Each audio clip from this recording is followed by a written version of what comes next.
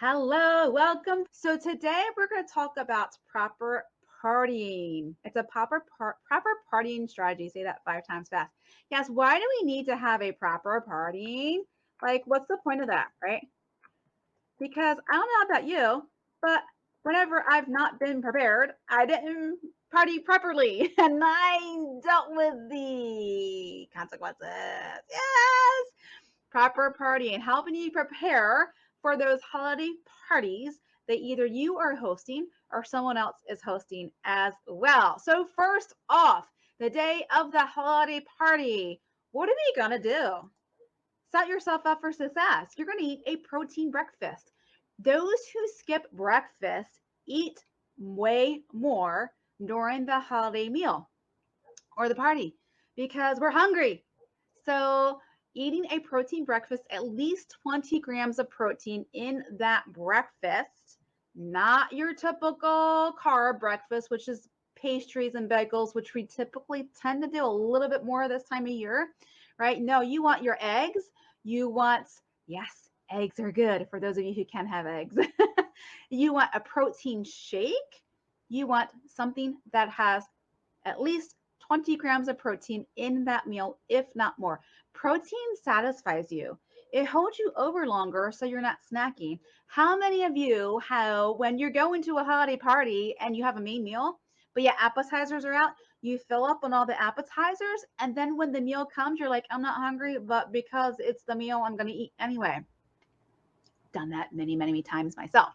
So, but if you eat protein breakfast or protein snack, like some nuts or some seeds, before you go to the party, you will eat less overall. Even if you still overindulge with volume of food, research shows you were still eating way less than you would have in the past. So, eat protein breakfast to set you up for success the rest of the day. Number two, when you're at the party, when you're at the party, okay, did you know this? Psychology of color. The color red makes you eat more. So if you're hosting a party, maybe you want to change your color theme to something that's not red. Think about it. Next time you're out and about driving around town, look at the colors of the restaurant's signs. A lot of, especially fast food restaurants, have at least red somewhere in their logo, somewhere in their restaurant as well. Why? Because red promotes eating. It does. It's a psychology of color. If you look into the psychology of color, it's really interesting. Green does not promote eating. In fact, it gives energy. So maybe go with green or like a purple or whatever holiday color other than red that would help you to eat less volume of food because red makes you eat.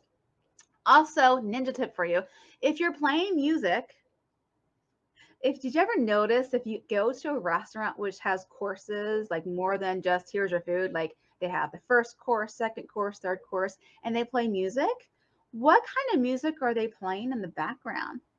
It's maybe classical or at least a little bit slower. And then if they have live music, chances are the upbeat music doesn't happen until after dinner. Why? Because it slows you down with your eating. So you can savor your food, savor the course of the meal. Whereas those places that play maybe faster paced music, you eat very quickly. Next time you go out to eat and they play music, notice how fast it is, the tempo, the colors. There's a whole psychology behind it. Because during lunchtime, chances are everything's faster paced. Why? Because they want you to eat faster so you can get out so they can turn the tables over and get more people in there. It's very fascinating. So you're at the party, you're seeing all the food, you're going to rate your food. Now, we are human and we naturally do this. And what do I mean by rate your food? Like, what's your favorites to least favorite food? If it's more of a potluck buffet, you didn't make it, maybe the people you've never had their food before, they didn't make it, and it's your favorite food, we tend to do this naturally. What do I mean by this is we tend to rate our food, but we eat what we like best last. And I'm not talking about dessert. Dessert is always going to come last as we rate our food, but then we eat what we like last because we want to savor it. We want to enjoy it. So we eat everything else first, and then we're full by the time we get to our favorite food, but we still eat it anyway. Why? Because it's our favorites. And when are we going to be able to have that food ever again in our life? Right? So you're going to rate your food. However, instead of savoring your best for last, what you like best, you're going to kind of alternate. You're going to rate your foods. So you're going to take a bite out of all the foods. Take a bite out of all food because you're going to rate your food. Because maybe your favorites is not so appetizing because of who made it. And no judgment on them, right? It's just not your favorite then. You're going to rate your foods and you're going to alternate what you like best, bite of this, bite of that, and kind of push the ones that you don't like to the side. Your least favorite, you're kind of savor that to last so that you can enjoy your favorite without overindulging. You're going to rate your food. Another ninja tip is if you have the option, choose the smaller plates. Most of us are very visual. If we see it on the plate, we're going to eat it. So normally your dinner plates are going to be about this size. Look how big it is. I mean, look how big this thing is, right? If you have the option, go for the smaller plates because we tend to fill up our plates during the party time, right? So, I mean, look, if we filled up this plate versus this plate, that's a whole lot of food we're putting on our plate. And then we're eating all that food. And then we're rating our food, but we're saving our favorite for last. And then we've got all that food we got to eat first. And then we just tend to overindulge. So if you have the option, go for a smaller plate. Always, always, always the smaller plate. You know what I do? I'll go to the dessert line and pick out a plate from the dessert line versus the dinner plate because I know me. If it's on my plate, I'm going to eat it. So, and then you're going to rate your food, you're going to eat your food, and then you're going to hold off. You're going to wait at least 10 minutes before going back for seconds. Why? Because it takes that long for our brain to say, yes, we can have more food, we're hungry, or no, we're completely satisfied. So eat off a smaller plate if possible. Yes. And so once again, set yourself for success. Eat protein before the party. Breakfast, if you're having lunch, breakfast always, you want some protein anyway.